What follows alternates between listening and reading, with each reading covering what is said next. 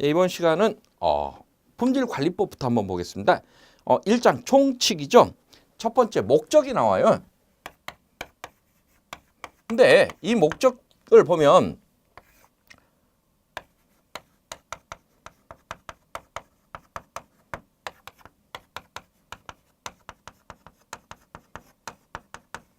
농품법, 농산물 품질관리법의 목적과 표준 규격의 목적이 비슷비슷한데 조금 차이가 있거든요. 목적부터 한번 보도록 하겠습니다.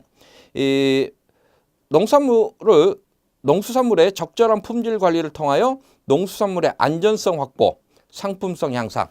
볼까요?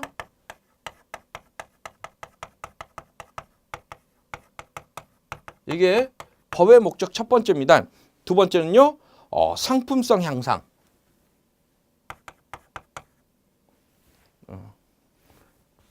안전성 확보죠.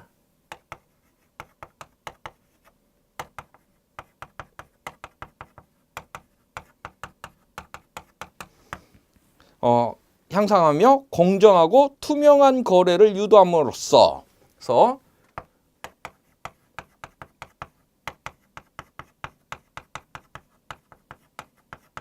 이렇게 해서 결국에 농업인의 소득 증대와 소비자 보호에 이바지하는 것을 목적으로 한다.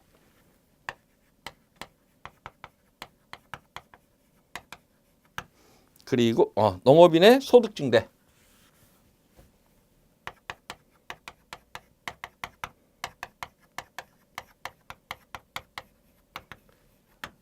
근데 이 표준 규격의 목적을 여러분 한번 찾아보십시오. 이 표준 규격의 목적을 보면 이 상품성 향상하고 유통 능률을 제고하고 공정한 거래 실현. 그래서 우리 표준 규격의 목적을 한번 볼까요?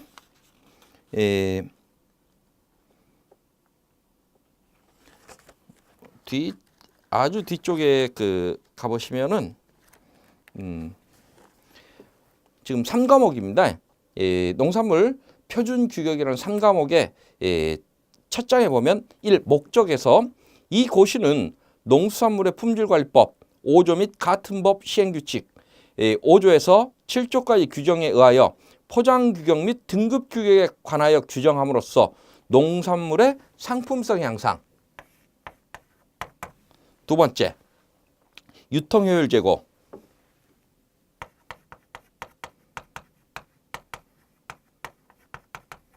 그리고 공정한 거래 실현에 기여함을 목적으로 하고 있다. 그래서 이 법의 목적과 표준 규격의 목적이 비슷하지만 조금 차이를 보이고 있으니까 이 두 개를 여러분들이 조금 비교해서 기억을 하십시오. 그동안 이런데 가로를 쳐서 가로를 채우시오 하는 유형의 문제가 가장 기본 형태의 기출 문제입니다. 그래서 이 두 개가 비슷하면서 조금 차이를 보이다 보니까 여러분들이 막상 시험장에 가시면 헷갈리는 경우들이 있는 것 같아요. 그래서 두 개를 세트로 묶어서 기억하셔야만 나중에 가서 헷갈리지 않을 수 있습니다. 두 번째, 용어의 정의입니다. 이 법에서 사용하는 용어들을 이야기를 하고 있는데요. 이 농산물이란 뭐냐? 특별한 거 없죠. 여러분들 법 내용은 여러분들이 1차에서 전부 다 공부를 하셨던 내용들이기 때문에 강의를 깊게는 안 들어가겠습니다. 기존에 이제 기출되는 부분들 중심으로 해서 자주 출제될 만한 것들만 이렇게 체크하고 넘어가는 식으로 강의를 진행을 할게요. 그리고 생산자 단체의 종류들 있죠.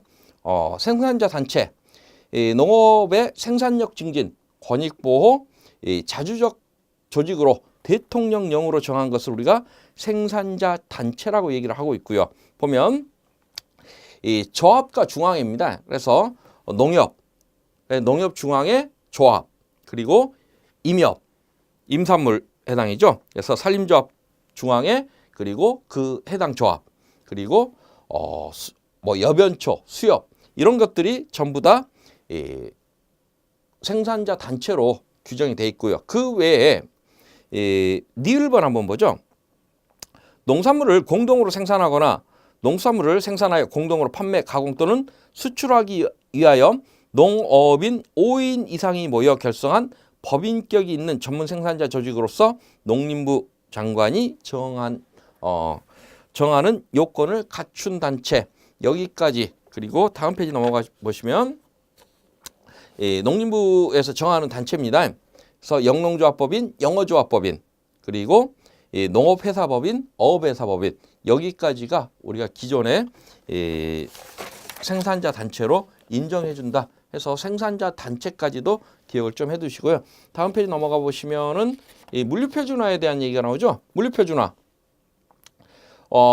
농수산물의 운송, 보관, 하역, 포장 등 물류의 각 단계에서 사용되는 기기, 용기, 설비, 정보 등을 규격화하여 호환성과 연계성을 원활히 하는 것을 말한다. 그래서 사실 농산물 품질관리법, 특히나 우리가 지금 가장 많이 다루고 있는 게 이 표준 규격에 대해서 여러분들 등급 판정이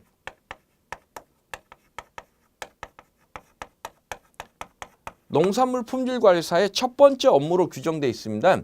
근데 이 등급 판정을 하기 위해서는 표준 규격 내에 등급 규격을 이용해서 등급 판정을 하게 되는데 결국 등급 판정이라는 게 표준 규격 내에 포함되어 있어요. 근데 이 표준 규격이라는 것을 제정한 이유가 뭐냐는 얘기예요. 그래서 표준 규격이라는 것은 우리가 공산품 같은 경우에는 공장에서 기계로 찍어내기 때문에 표준화 또는 규격화 시키기가 굉장히 쉽습니다. 기계로 찍어내니까 오차가 거의 없죠. 하지만 농산물은 어때요? 농산물은 한 가지에서 열리는 과일일지라도 다 제각각입니다. 그러다 보니까 어떤 표준화라든가 규격화 시키기가 상당히 까다로워요. 그럼에도 불구하고 규격화 시키겠다 하는 가장 큰 이유는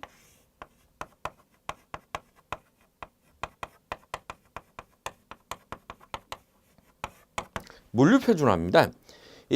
우리가 어떠한 농산물의 유통이라든가 수송 이런 사이에서 표준화돼 있지 않으면 상당히 어떤 기계를 이용한다거나 하는 게 굉장히 어려워지더란 얘기예요.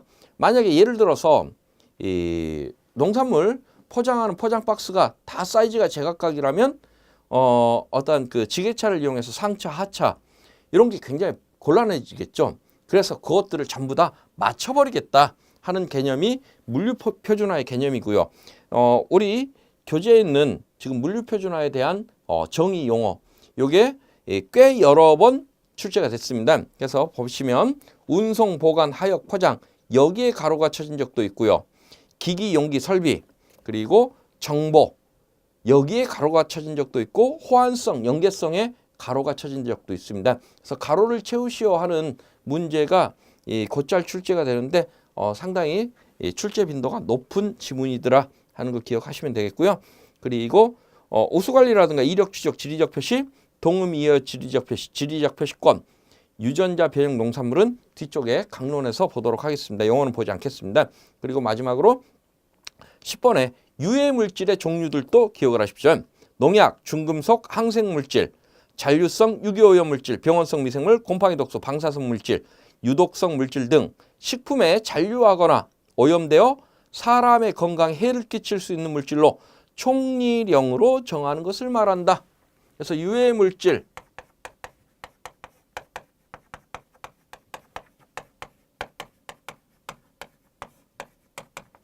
그래서 이제 누가 정했느냐 요것도 헷갈리기 쉬운 얘기예요. 뭐 대통령령으로 정하는 경우도 있고 이렇게 총리령으로 정하는 경우도 있고요. 농림부령으로 정하는 경우도 있죠. 그래서 유해물질의 정의는 총리가 정했다. 그리고 유해물질의 종류들 그 아래 총리령으로 정하는 것에서 농약, 중금속, 항생물질, 잔류성 유기오염물질, 병원성 미생물, 생물독소, 방사능 그 밖에 식약처장이 고시하는 물질로 해서 이 총리령으로 정한 유해물질 종류를 미리 정해버렸습니다. 그래서 쉽게 나온다면 유해물질 8가지를 쭉 써주고 중간에 가로를 몇 개 친 다음에 나머지 가로를 채우시오. 이런 유형의 문제라면 여러분들이 쉽게 맞힐 수 있는 문제인데 그런 문제가 여러 번 출제된 바가 있습니다. 다음은 이 심의회.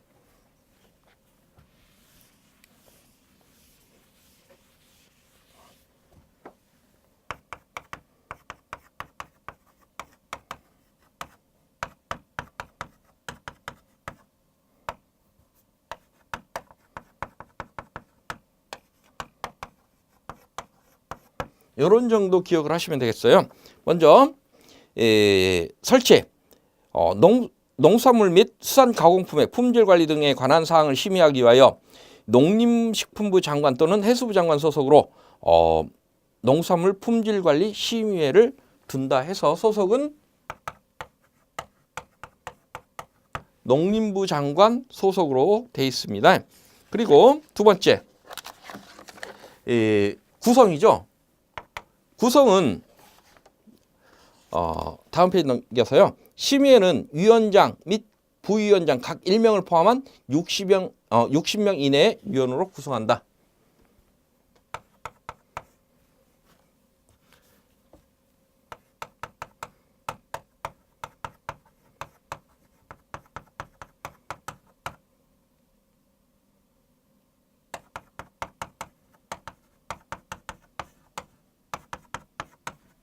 그래서 위원장, 부위원장 각 1명을 포함해서 60명 이내로 구성을 하고 있고요. 그리고 그 다음 3번 한번 보죠. 3번 지나서 4번. 위원회 임기는 3년으로 한다. 그래서 임기는 3년. 그리고 이제 그 위에 분과위원회를 둘 수가 있습니다. 심의회에 농산물 및 농산 가공품의 지리적 표시 등록 심의를 위한 지리적 표시 등록 심의 분과위원회를 둔다. 그리고 6번에 보면 업무 중 특정한 분야의 사항을 효율적으로 심의하기 위하여 대통령령으로 정하는 분과위원회를 둘 수 있다 해서 대통령령으로 정하는 분과위원회 종류까지도 여러분들이 기억을 해 두십시오. 그래서 보시면 분과위원회 하면 지리적 표시,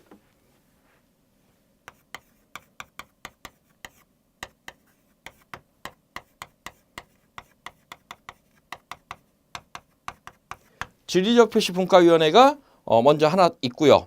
그리고 두 번째는요, 안전성 분과위원회, 기획제도 분과위원회.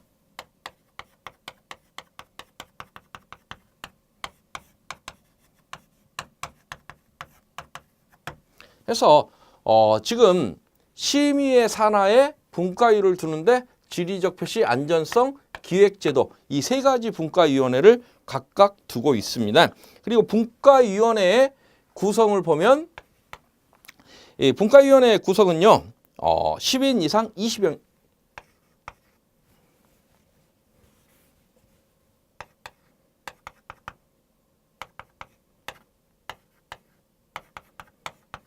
10명에서 10명 이상 그리고 20명 미만으로 이렇게 두도록 하고 있더라. 그리고 회의 방법.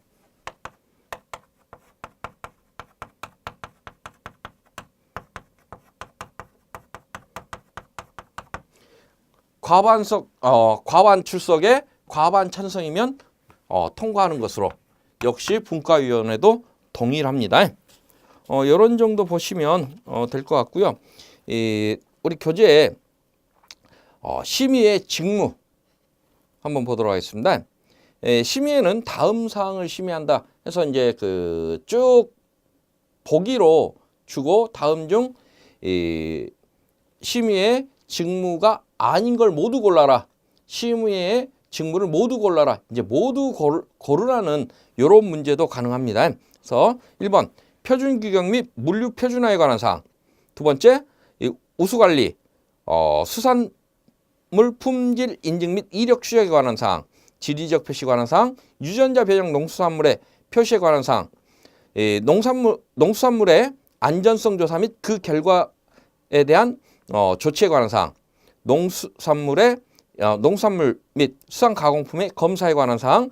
농산물의 안전 및 품질 관리에 관한 정보의 제공에 관하여 총리령, 농림부령 또는 해수부령으로 정하는 사항. 수출을 목적으로 하는 수산물의 생산 가공시설 및 해역의 위생관리 기준에 관한 사항, 수산물 및 수산가공품의 유해요소 중점 관리 기준에 관한 사항, 지정해역의 지정에 관한 사항, 그리고 다른 법령에서 심의회의 심의사항으로 정하고 있는 사항, 그 밖에 농산물 및 수산가공품의 품질 관리 등에 관하여 위원장이 심의에 붙이는 사항에서 심의회의 이 업무들 또 기억을 해 두십시오. 다음은 농산물의 표준 규격 및 품질 관리. 이 표준 규격 요 파트는요. 여기에서 보지 않고 뒤쪽에 이 표준 규격이 별도로 우리가 표준 규격 해설이라고 해서 포장 규격과 등급 규격에 대해서 뒤쪽에서 자세히 다루고 있으니까요. 법에서 보지 않고 표준 규격 해설 쪽에서 같이 보도록 하겠습니다. 그리고 그 다음은 우수 관리.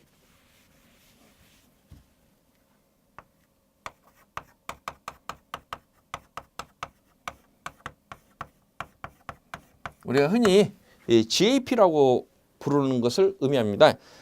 농산물 우수관리에서 농산물 우수관리 인증 이야기가 나오는데요. 지금 내용이 많으니까요. 이걸 전부 다 보지 않고 필요한 내용만 보도록 하죠. 먼저 이 우수관리에서는 크게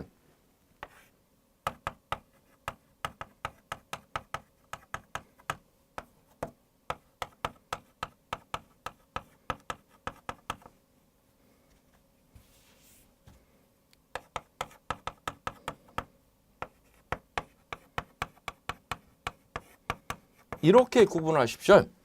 실제 농산물 우수관리를 받을 수 있는 농산물에 관련된 내용이 있고요. 그리고 우수관리 시설 지정을 받을 수가 있습니다. 그리고 세 번째는 이러한 농산물이라든가 우수관리 시설 지정을 누가 하느냐. 예전에는 그 농가원에서 직접 하거나 아니면 그 인증기관에서 했었는데 지금 이제 농가원에서 직접 하는 케이스는 없죠. 직접 하지 않고 인증기관에 업무를 위탁을 해주고 있습니다. 그래서 농산물 우수관리 인증기관에 관한 사항, 그래서 농산물 시설 그리고 인증기관에 관한 사항을 각각 구분해서 기억을 하시면 조금 편하실 것 같아요. 먼저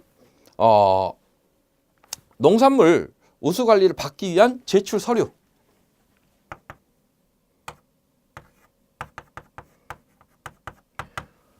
서류는 두 가지가 들어갔죠. 위해요소 관리계획서하고 사업계획서.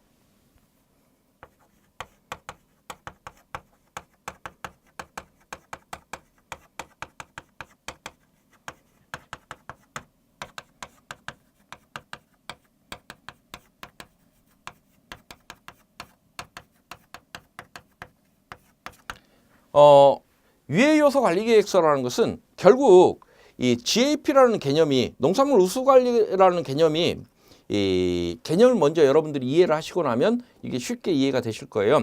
지금 우리나라의 농산물 인증은 크게 친환경하고요.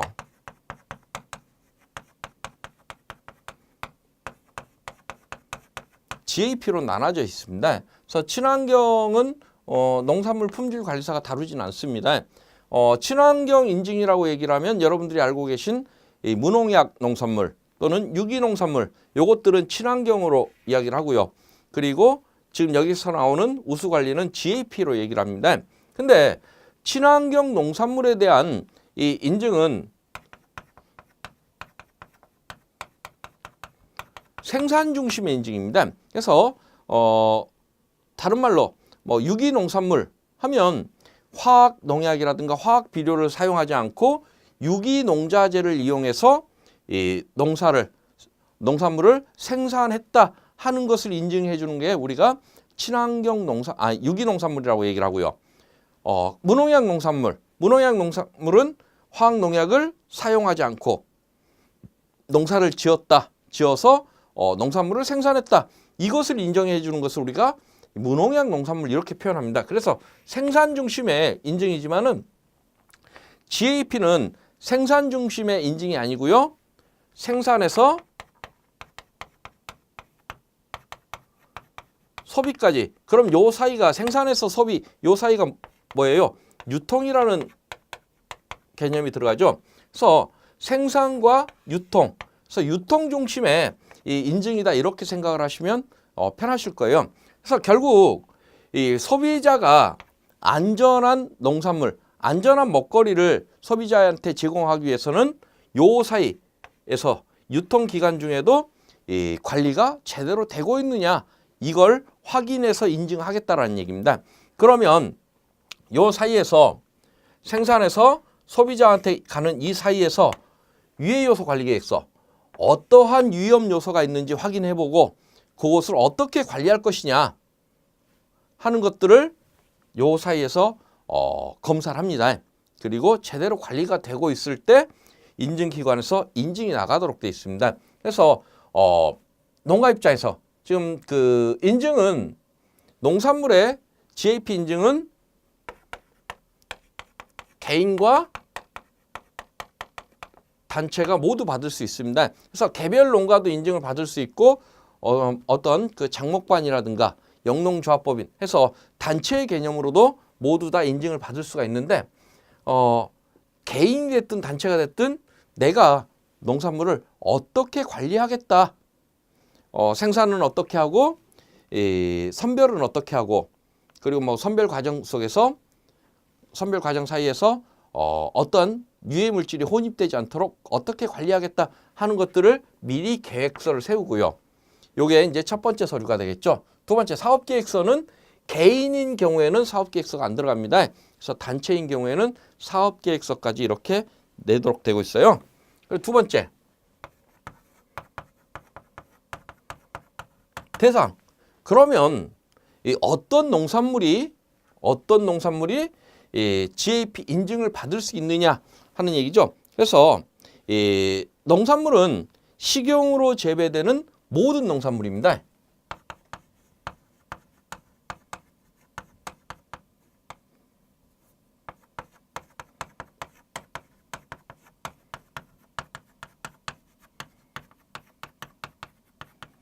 그래서 GAP 인증 농산물의 대상은 식용을 목적으로 재배되는 모든 농산물이 이 GAP 인증을 받을 수 있더라 하는 내용이에요. 그리고 이렇게 해서 이러한 서류들을 인증기관에 제출하게 되면 심사해야 되겠죠. 그래서 심사는 42일 이내에 하도록 되어 있습니다. 아주 특이사항이에요. 그래서 서류 제출하고 인증기관에서는 서류를 받은 날로부터 42일 이내에 심사를 마쳐서 이 인증이 나가든가 아니면 인증이 안 나가든가 둘 중에 하나를 결정해 줘야 한다. 그리고 네 번째, 유효기간. 그러면 농산물이 한번 인증을 받으면 이걸 유효기간은 얼마나 되느냐. 그래서 기본적으로 2년입니다. 근데 2년인데 예외적으로 이 품목 특성에 따라서 달라질 수 있죠. 그래서 기본 품목은 2년. 하지만 인삼하고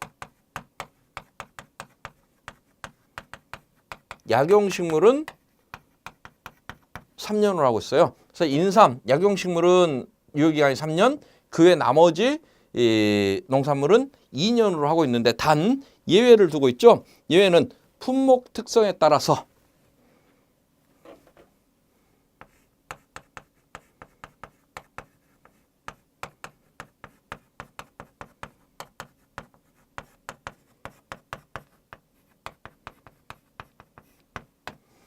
품목 특성에 따라서 10년 이내로 달리 정할 수 있다. 이렇게 이야기를 하는데 여기서 인삼은 5년, 약용작물은 6년으로 품목 특성에 따라서 이렇게 달리 정하는 경우도 있다. 그래서 여기까지는 여러분들이 암기를 하셔야 될 것 같아요. 그리고 이제 그 외에 이 표시 내용들 있죠. 그러면 GAP 인증을 받은 농산물에는 이 포장지에 어떠한 표시들을 할 수 있느냐 하는 내용입니다. 제일 먼저 들어가야 될게요. 표지. 내 농산물은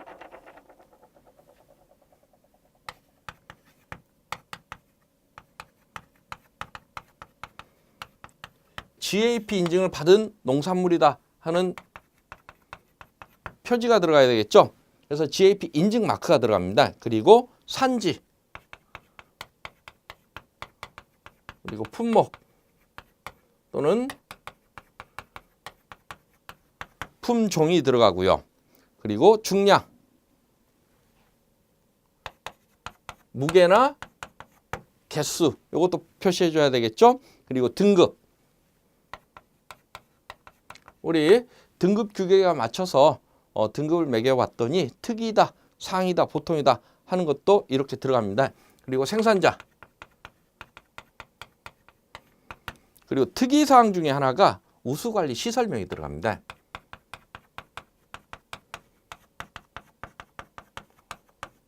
여기서 지금 2번에 시설이 나와 있죠. 그래서 이 농산물을 어떤 시설에서 처리를 했느냐 하는 시설명이 들어가고요. 예외적으로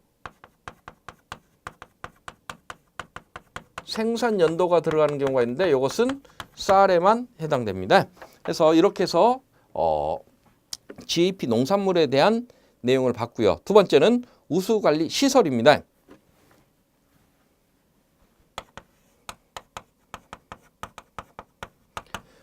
대상은 먼저 이 우수관리 시설로 지정받을 수 있는 대상들을 의미하고 있어요. 미국 종합처리장, 우리가 흔히 RPC라고 표현하죠. 그리고 두 번째는요, 산지유통센터에서 APC. 그리고 세 번째로는요, 수확 후 관리하는 시설로 농장이 정하는 자가보유시설 해서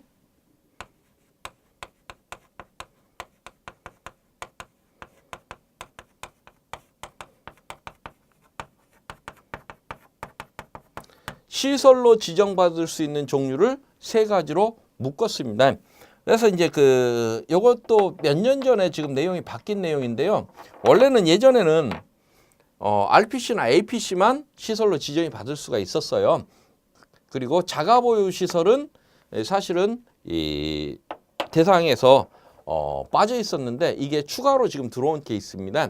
그래서 예전에 지금 법규가 바뀌기 전에는 여기 보시면 우수관리 시설명이 들어가는데 무조건 농산물이 GAP 인증을 받기 위해서는 시설을 경유하도록 하고 있었지만은 지금은 개인이 가지고 있는 시설도 시설로 인정해 주다 보니까 개별 농가에서 처리하는 것도 받을 수가 있습니다. 그리고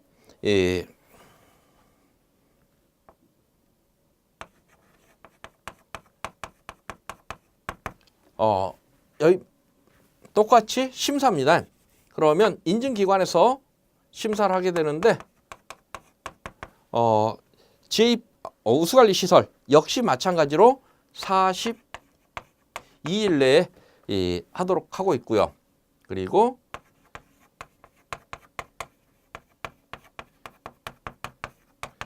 유효기간은 5년으로 하고 있습니다. 다음은 인증기관. 인증기관은 보시면은 먼저 심사. 인증기관의 심사는 누가 합니까? 농관원에서 합니다. 농관원에서 이걸 심사하고요.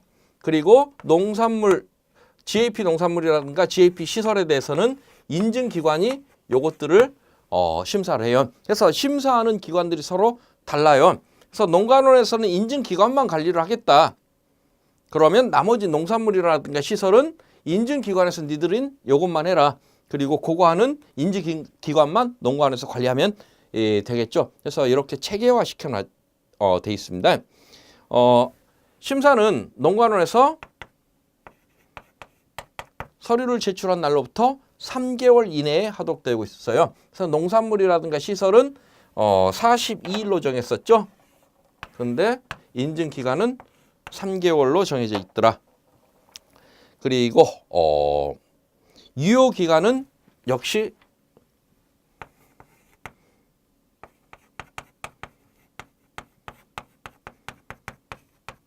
5년입니다. 그래서 인증기관과 시설의 유효기간은 5년으로 같아요. 단 농산물에 대한 유효기간만 2년, 그리고 인삼이나 약용식물은 3년으로 하고 품목 특성에 따라 10년 이내에 달리 정할 수 있는데 그중에 인삼은 5년, 약용작물은 6년으로 돼 있다. 요거 이렇게 체크하시면 되겠죠. 그리고 이제 그 우수관리 인증기관의 지정고시 내용도 좀 봐두십시오. 지정고시 내용을 보면 첫 번째 인증기관의 명칭이나 대표자, 그리고 주사무소의 소재지, 전화번호, 인증지역, 인증기관 지정번호, 지정일, 그리고 유효기간을 고시하도록 되어 있습니다. 그리고 취소 사유도 봐두시면 문제 푸시는 데 도움이 되겠죠. 취소 사유 첫 번째는 거짓 부정 나오면 무조건 취소입니다. 그래서 거짓 부정한 방법으로 인증받은 경우 당연히 취소겠죠. 그리고 업무 정지 중에 업무를 한 경우. 그래서 여러분들 이런 취소 사유들이 계속해서 몇 가지들 나올 건데요. 일단 취소 사유 쓰시오 하는 문제가 나오면 이 두 가지는 무조건 따라갑니다. 첫 번째는 거짓 부정. 요건 무조건 취소예요. 그리고 두 번째 하지 말라는데 하는 경우. 그래서 인증기관 같은 경우는 업무 정지 기간 중에 업무를 한 경우 해당되겠고, 뭐 예를 들어서 GAP 농산물이다 했을 경우 농산물 인정 취소는 표시 정지 기간 중 표시하면 취소겠죠. 하지 말라는데 하는 경우 요건 취소로 보고 있습니다. 그리고 세 번째로 해산이나 부도로 인해서 업무를 할 수 없는 경우에도 취소해 줘야 되겠죠.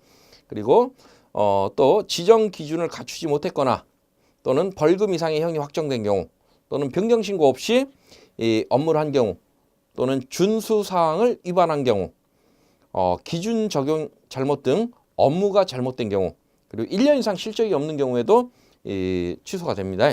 그리고 농림부 장관의 요구를 따르지 않은 경우, 그 밖의 사유로 업무 수행을 할 수 없는 경우, 이런 경우에는 6개월 이내의 기간을 정해서 업무 정지를 명할 수 있다. 이렇게 하고 있습니다. 다음은 농산물 이력 추적. 이력 추적부터는 다음 시간에 이어서 진행하도록 하겠습니다. 수고들 하셨습니다.